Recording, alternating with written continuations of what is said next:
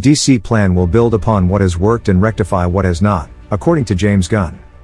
A day after The Hollywood Reporter published an article exploring a moment of change at DC Studios, the director and head of DC Studios posted a message to Twitter.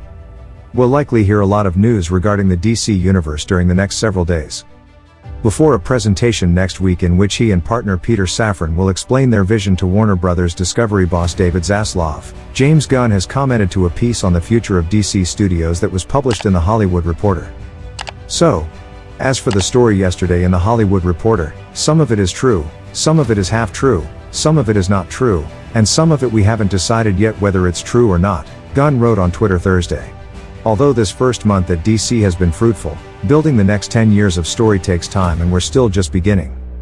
The story, published Wednesday, reported that Patty Jenkins' iteration of Wonder Woman 3 would not be moving forward, and raised the possibility that actors such as Henry Cavill and Jason Momoa could be done as Superman and Aquaman, respectively, with Momoa perhaps playing a different DC character down the road.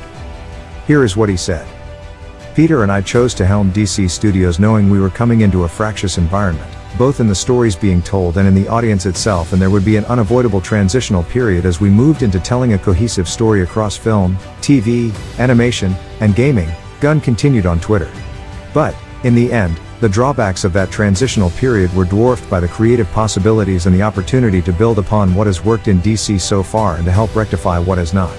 We know we are not going to make every single person happy every step of the way, but we can promise everything we do is done in the service of the story and in the service of the DC characters we know you cherish and we have cherished our whole lives.